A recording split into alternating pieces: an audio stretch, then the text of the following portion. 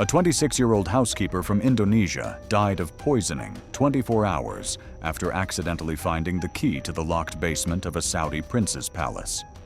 Her death was officially ruled as acute heart failure. Siti arrived in Riyadh in early May 2023. An agency in Jakarta promised her a dream job: $800 a month, a private room, meals, and 2 days off per week, which she could save up and use to travel home once a year.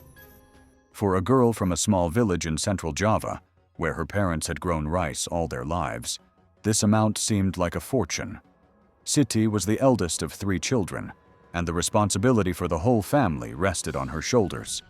Her father suffered from back pain and could no longer work in the fields, and her mother earned extra money by sewing, but it was barely enough to put food on the table.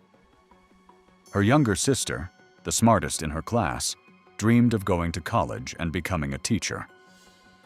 The $600 that Siti planned to send home each month would not only feed her family, but also allow them to build a new brick house to replace their old wooden one, which was in danger of collapsing during the rainy season.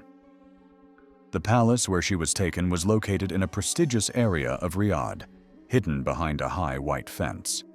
It did not resemble traditional Arab buildings, but rather a modern European villa of gigantic proportions. 3 floors, 40 rooms, a swimming pool, a tennis court, and a garden that seemed to Siti larger than her entire village. Inside, there was sterile cleanliness, white marble, panoramic windows, minimalist furniture. She was greeted by the head butler, a 60-year-old man named Ibrahim, an Egyptian who had worked for the royal family for most of his life.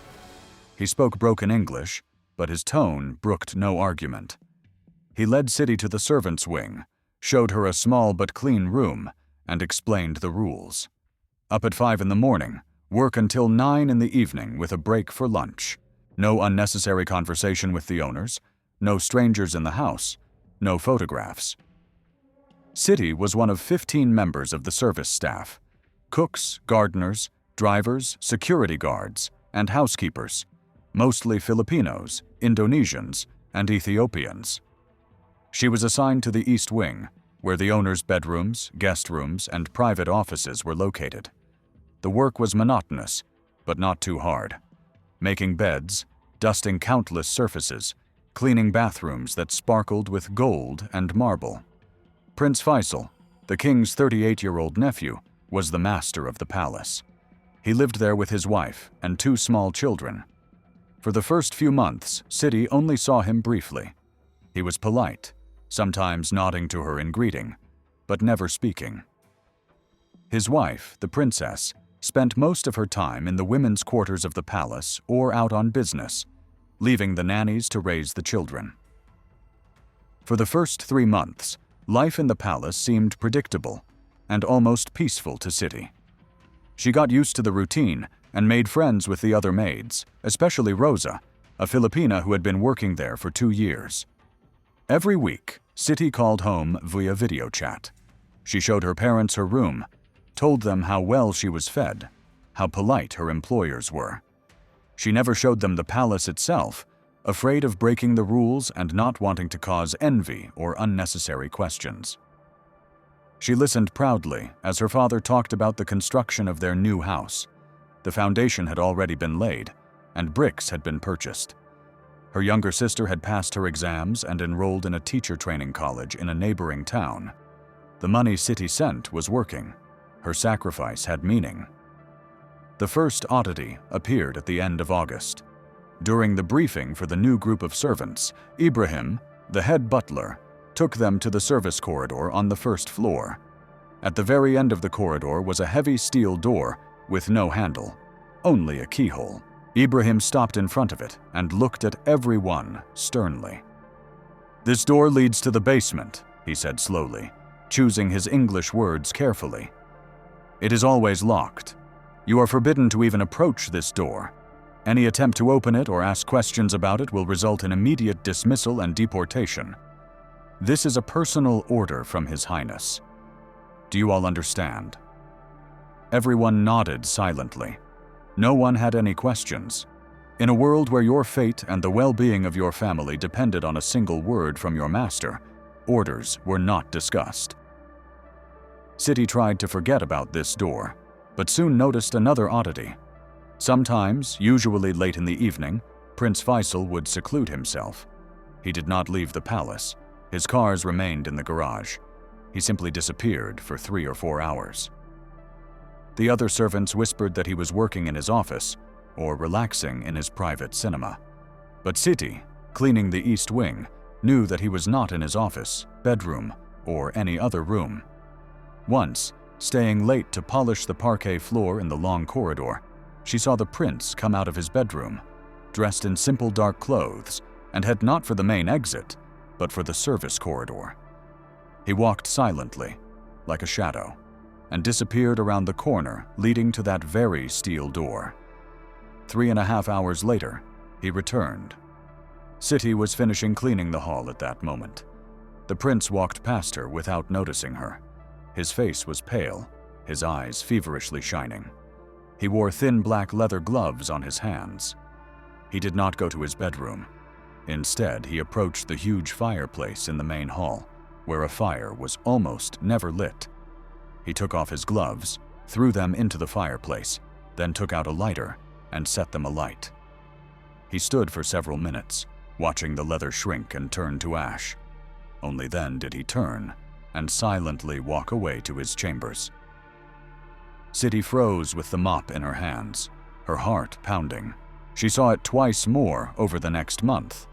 The same routine, going down to the basement, returning a few hours later, burning gloves. No one seemed to pay any attention to it. It was just another quirk of a rich and influential man that had nothing to do with her. She continued to work, send money home, and count the days until her vacation, trying to convince herself that she was just imagining it all. But a quiet voice inside her told her that something dark and wrong was hidden behind the white walls of this palace. One night in early October, Siti woke up to a strange sound. It was barely audible, as if coming from far away.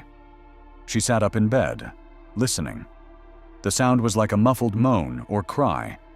It was coming from somewhere above, from the ventilation shaft, the grate of which was directly above her bed. Siti froze, trying to figure out if it was a dream, but the sound repeated itself, this time more clearly. It was a woman's voice, saying something in Arabic.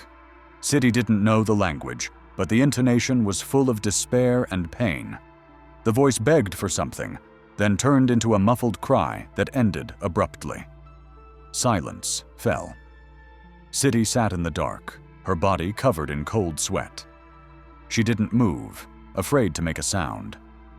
10 minutes later, she heard quiet footsteps in the hallway, moving away toward the master's wing. She didn't sleep until morning. As soon as dawn broke, she slipped out of her room and knocked on the door next door, where Rosa lived. The Filipina opened the door, sleepy and grumpy. Siti stammered as she told her what she had heard during the night. Rosa listened to her, her face growing more and more serious. She pulled Siti into her room and closed the door. "Forget about it," she whispered, looking Siti straight in the eye. "You didn't hear anything. Understand? Nothing." Siti didn't understand. But it was a scream. Someone was asking for help, she insisted. Rosa's face contorted with fear. "Listen to me," she said harshly.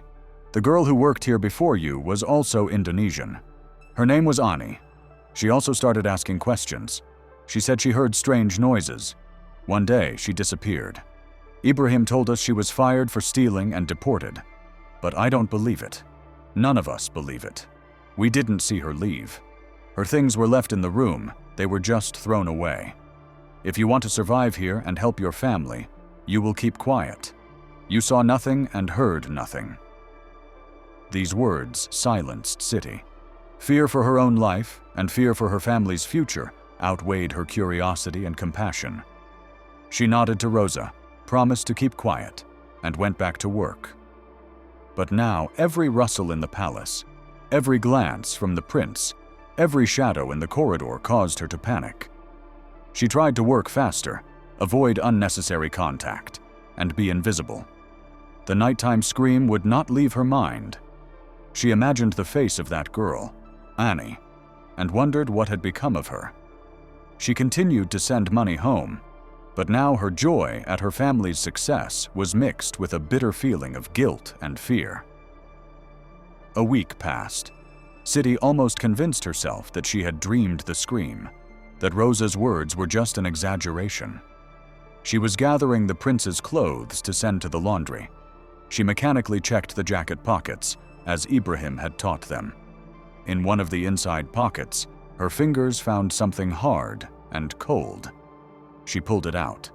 It was a key, an ordinary steel key, but not one for the palace rooms. It was larger, more massive, with a non-standard beard. City immediately understood which door this key was for. Her heart was beating so hard that it seemed to be heard throughout the palace. She looked around. There was no one in the corridor. Quickly slipping the key into her uniform pocket, she took the clothes to the laundry room. All day long, she felt the key burning her thigh through the fabric. She had a plan, a risky, crazy plan that could cost her everything. But she could no longer live in ignorance. She had to find out what was behind that door. The next day, she had a few hours off to buy some things for herself. Instead of going to the market, she took a taxi to the old part of town, where there were many small workshops. She found a locksmith, an elderly Pakistani man sitting in a tiny shop cluttered with locks and keys. With trembling hands, she handed him the key. "I need a copy. Very urgently," she said. The man took the key, turned it in his hands, and grunted. "It's a complicated lock. $50, he said. It was almost all of her monthly savings, money she had been putting aside for a gift for her mother. But City agreed without hesitation. Half an hour later, she had 2 keys in her hands. She discreetly returned the original to the pocket of the same jacket when it came back from the cleaners. She kept the copy. She waited for the right moment for almost 2 weeks. The prince led an active social life, often leaving for night meetings and events. City kept track of his schedule by eavesdropping on the staff's conversations. Finally, one night, she learned that the prince had left for an official reception at the embassy and would not return until morning. The palace fell silent after midnight. The staff dispersed to their rooms. City waited until 3 in the morning, when everyone was in the deepest sleep. She put on dark clothes, slipped her phone and key into her pocket, and slipped out of her room. She walked through the sleeping palace like a ghost. Every creak of the parquet floor echoed in her ears like a gunshot. She reached the service corridor and the steel door. Her heart was pounding in her throat. Her hands were shaking so much that she had trouble inserting the key into the keyhole. It turned with a quiet click. City held her breath and opened the door slightly. Behind it was a narrow concrete staircase leading down into the darkness. She turned on the flashlight on her phone, and the beam revealed bare walls covered with mold. Covering her mouth with her hand to keep from screaming, she began to descend. At the bottom was a short corridor that ended in another door, this time metal, like a bank vault. It was unlocked. City pushed it, and the door opened silently inward. The smell hit her nose immediately, a mixture of old blood, disinfectants, and human fear. The room was small, about 4 by 6 meters. The walls were covered with dark gray soundproofing material. Chains with handcuffs at the ends hung from the ceiling. Dark brown stains were visible on the concrete floor, which she immediately recognized as dried blood. In one corner stood a large metal cage, inside which lay a dirty mattress and a plastic bucket. But the most frightening thing was in the other corner. On a small metal shelf lay a neat stack of passports. City moved closer, her legs feeling like cotton wool. She took the top passport, Indonesia. She opened it. A photo of a young, smiling girl. Name, Ani Suryani, the very girl Rosa had talked about. Siti leafed through the passports one by one, her hands shaking more and more. 3 Filipinas, 2 Ethiopians, 1 Kenyan, 1 Nepalese, 7 passports in total, not counting Ani's. All young women, all domestic workers, judging by their visas. The last page of each passport had a stamp showing entry into Saudi Arabia. The dates ranged from 2018 to 2023. None had an exit stamp. Next to the passports lay a small leather-bound notebook. Siti opened it. It was a diary, a torture diary. Prince Faisal kept detailed records of each session, as he called them. Dates, names, descriptions of what he did. Siti read the lines and was overcome with horror. He described the screams, tears, and blood with the cold, detached precision of an entomologist studying an insect. The last entry was dated a week earlier. The name in it was Arabic, which Siti didn't know. The entry ended with the phrase, "The subject became too noisy. Had to stop the experiment." Siti realized she had to act. She took out her phone and started taking pictures. The room, the chains, the cage, every page of the passports, every page of the notebook. She took picture after picture, afraid that her phone would run out of battery or that she would be caught. She worked quickly, methodically, adrenaline drowning out her fear. After taking about 50 photos, she put her phone in her pocket, left the room, and closed the metal door. She climbed the stairs and locked the top door with a key. She returned to her room when the horizon was already beginning to lighten in the east. She knew she had signed her own death warrant. Now the only question was whether she would manage to drag her executioner to the grave with her.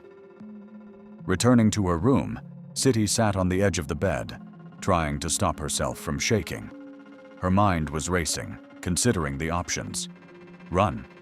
Where to? They wouldn't let her into the airport without a passport, and her passport was in Ibrahim's safe. Go to the police? Who would believe an Indonesian housekeeper accusing the king's nephew of serial murder? She would most likely be arrested for slander and disappear, just like the 7 women in the passport photos. There was only one way left. She connected to the palace Wi-Fi, opened her messenger app, and found the contact details of her best childhood friend, Farah, who lived in Jakarta. They wrote to each other almost every day. She created an archived file with all the photos, password protected it, and sent it to Farah. Then she wrote a short message. "Farah, this is very important. Don't open the file until I tell you to. The password is my mother's name. If I don't get in touch within 48 hours, not a single message, not a single call, nothing. Then you must open this file and publish its entire contents on Twitter, Facebook, everywhere you can. Tag all the news agencies, human rights organizations, our government. Write that this was sent by me, Siti, who works at Prince Faisal's palace in Riyadh. Write that I am dead. Promise me you'll do it." A minute later, Farah replied, "Siti, what's wrong? You're scaring me." Siti wrote, "Just promise." Farah replied, "I promise." Siti deleted the conversation from her phone and went to bed, but she couldn't sleep. In the morning, she acted as usual. She got up at 5 a.m., put on her uniform, and went to clean the east wing. She avoided looking other servants in the eye, afraid that her fear was written on her face. As she was cleaning the prince's office, he walked in. This was unusual. He was usually in the gym at this time. He stopped in the doorway, looking at her. Siti froze with the rag in her hand, her heart sinking. "Good morning, Siti," he said in his usual polite tone. But there was something new in his eyes, something cold and appraising. "Good morning, Your Highness," she murmured, not looking up. He stood there for a few more seconds, then asked, "Did you sleep well tonight? No nightmares?" Her blood ran cold. It couldn't be a coincidence. He knew. Maybe he had found traces of her being downstairs. Maybe there was a camera not only outside, but also inside. Or maybe one of the servants had seen her and reported it. Siti felt the ground slipping away from under her feet. "No, Your Highness. I slept well, thank you," she replied, trying to keep her voice from trembling. The prince nodded. his lips curving into a semblance of a smile. "That's good," he said, and left the office. Siti leaned against the wall, trying to catch her breath. 48 hours. She had to hold out for 48 hours. She worked all day, as if in a fog. Every minute dragged on forever. She waited for them to come for her at any moment, grab her, drag her downstairs to that very room. But nothing happened. Life in the palace went on as usual. In the evening, when she was finishing work, Ibrahim found her. "The prince is calling you," he said in his usual impassive tone. Siti followed him, her legs feeling like lead. The prince was sitting in his chair in the living room, reading a book. He looked up when she entered. "Siti," he said, "could you bring me some tea? English breakfast with milk and no sugar." This was also unusual. The prince's tea was always served by another maid, an Ethiopian woman named Layla, who had been trained in the proper ceremony. Siti nodded and went to the kitchen. Her hands were shaking as she brewed the tea. She placed the cup on a tray and carried it to the prince. He took the cup, took a sip, thanked her, and sent her away. Siti returned to the kitchen feeling completely devastated. Layla, who was having dinner at the time, looked at her in surprise. "He asked you to bring him tea. That's strange," she said. Siti shrugged. There was a teapot with leftover tea on the table. Siti was exhausted and thirsty. She poured herself a cup from the same pot, drank it in one gulp, and went to her room. She lay down on the bed without undressing and fell into a restless sleep. She woke up an hour later with a sharp, piercing pain in her stomach. The pain was so severe that she doubled over, gasping for breath. She began to vomit. Her body shook with convulsions, and she fell from the bed onto the floor. She tried to call for help, but only a wheeze came out of her throat. Rosa, hearing the noise in her room, ran in and screamed in horror when she saw Siti thrashing on the floor with foam at her mouth. Rosa called the other servants, and they tried to help and called an ambulance. But a few minutes later, Ibrahim entered the room. He was calm, as always. "Cancel the call," he ordered. "It's just food poisoning. His Highness's personal physician is already on his way." The servants looked at him in confusion, but no one dared to disobey. They carried Siti back to her bed. Her convulsions were weakening, her breathing becoming intermittent. She stared at the ceiling, her eyes frozen in the horror of realization. Tea. It was the tea. He had poisoned her. She thought of her family, her new home, her sister in college. 48 hours. "Please, Farah, don't forget." That was her last thought. The prince's personal physician arrived 40 minutes later. By that time, Siti was already dead. The doctor conducted a quick examination. He asked if she had any health complaints. Ibrahim said she sometimes complained of heart palpitations. The doctor nodded and filled out the death certificate. The official cause of death was acute heart failure, caused by an undiagnosed congenital heart defect. Siti's body was taken away that same evening. The Indonesian embassy was notified of the death of their citizen from natural causes. Siti's family in the village was told that their daughter had died in her sleep from a heart attack. Meanwhile, in Jakarta, Farah waited. 24 hours passed. 36, 40, not a single message from Siti. Farah wrote to her again and again, but the messages remained unread. When 50 hours had passed since Siti's last message, Farah realized that the worst had happened. With trembling hands, she entered the password, Siti's mother's name. The archive opened. Photos appeared on her laptop screen. A torture chamber, chains, blood, passports of dead women, the prince's diary. Farah screamed, covering her mouth with her hands. She cried for several minutes, then pulled herself together. She had promised. She created an anonymous Twitter account and began posting the photos, one after another. She added hashtags to each one. Justice for Siti. Saudi Prince. torture chamber.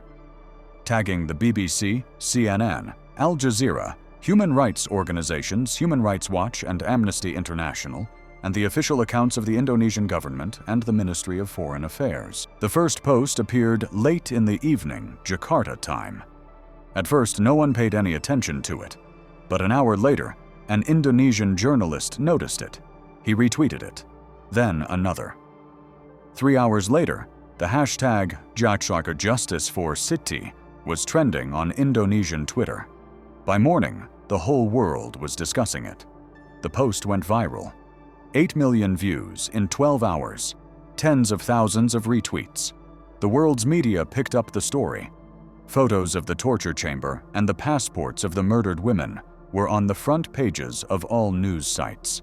Faced with a wave of public anger, the Indonesian government issued an official statement demanding that Saudi Arabia conduct an immediate and transparent investigation into Siti's death and verify the information published online.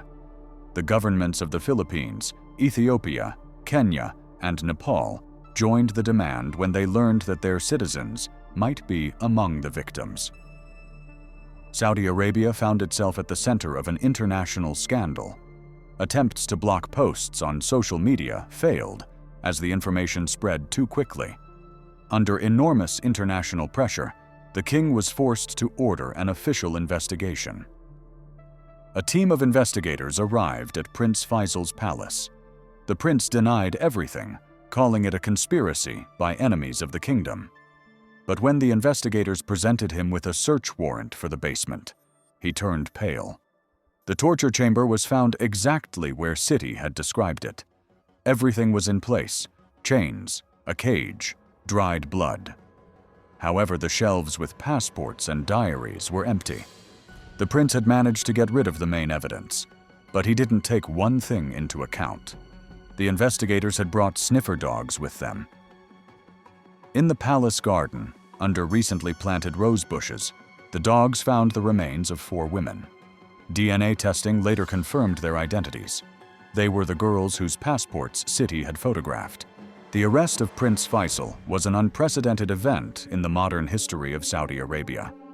A member of the royal family, the nephew of the ruling monarch, was taken into custody and placed in a detention center. It was a shock to the entire country, where the royal family had traditionally been above the law. The search of the palace and the discovery of the remains turned an international scandal into a full-blown political crisis.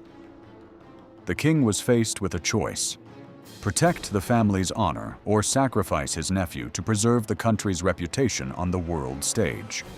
Under pressure from world leaders and the threat of economic sanctions, he chose the latter.